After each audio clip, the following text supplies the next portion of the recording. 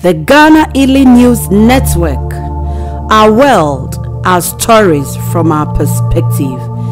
Please subscribe or sponsor or advertise with us on YouTube, Facebook, or at ghanamuntianews@yahoo.com. Subscribe or order your monthly newspaper, the Ghana Italy News Network, from ghanamuntianews@yahoo.com for a price of only €1. The Ghana Italy News Network, available in all African churches and in all African shops.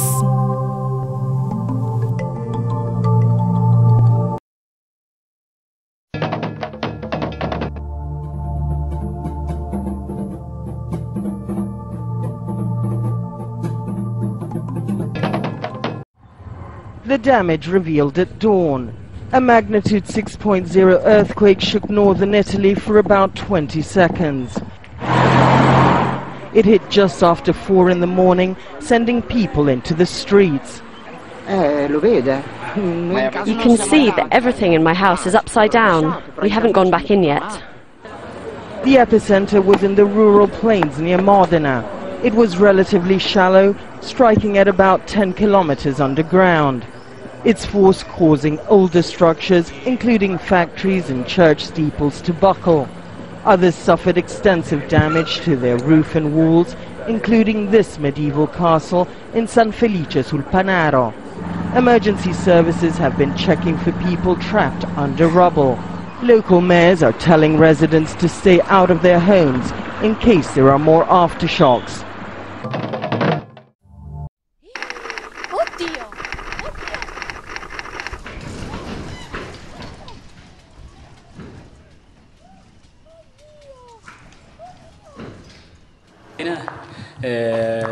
Doveva essere prima comunione, per fortuna. It has been my observation from the few years of my sojourning in the land of Italy that whenever a natural disaster such as the one that has plagued Italy in these past days occurs, the plight of the foreign citizen is not showcased or given the spotlight as it should. It looks as if the estate of the foreign citizen sinks into the oblivion. The tag of second-class citizen is imprinted in every aspect of life of an immigrant and the immigrant worker. And in moments like this, I've often asked, quote, it can be possible that there is no African or Ghanaian who lived in Acquila at the time of the 2009 earthquake disaster, and it is still not possible that nothing was said about the migrants' estate when the earth shook in the month of May 2012.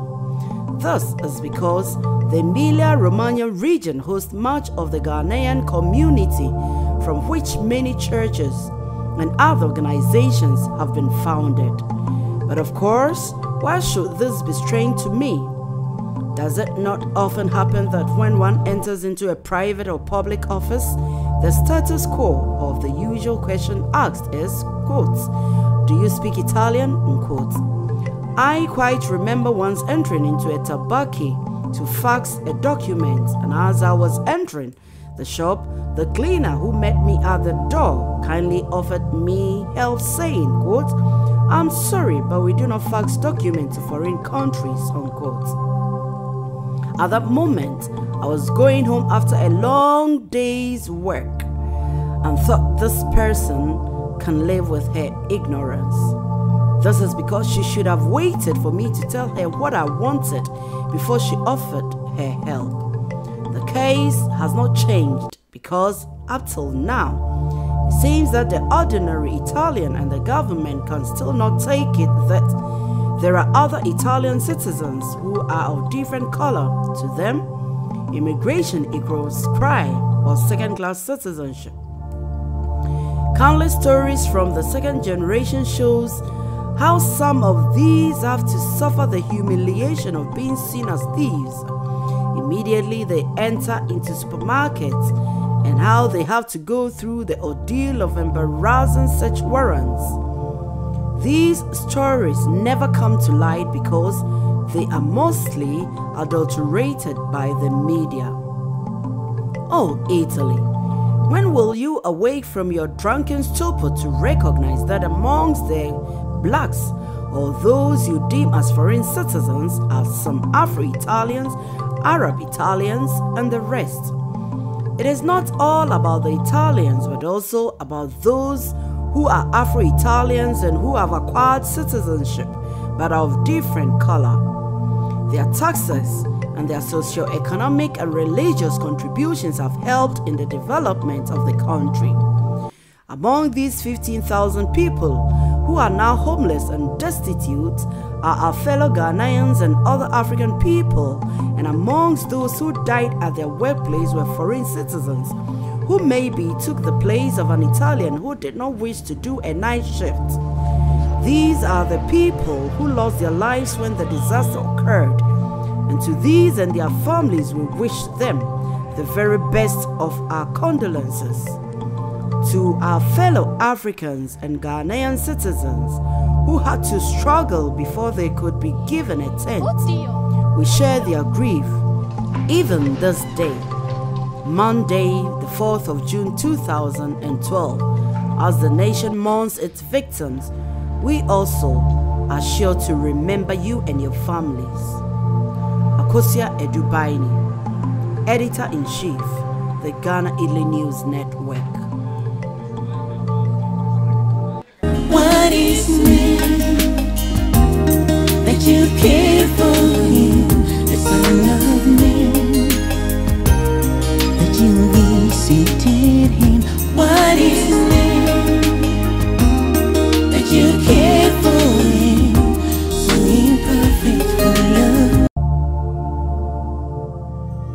Call the number on the screen and send your monthly donation of 10 to 20 euros per month to the Christian Faith Preparatory School through EcoBank Ghana Limited Takoradi branch, current account 160-123-7470114, Swift code EcoGAG.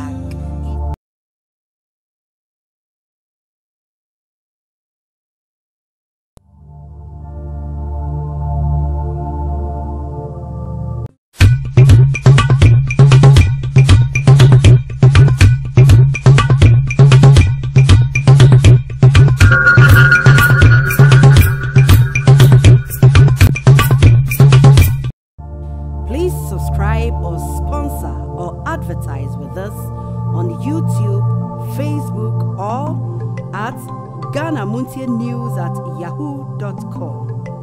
Subscribe or order your monthly newspaper, the Ghana Italy News Network, from ghanamuntianews@yahoo.com for a price of only €1. The Ghana Italy News Network, available.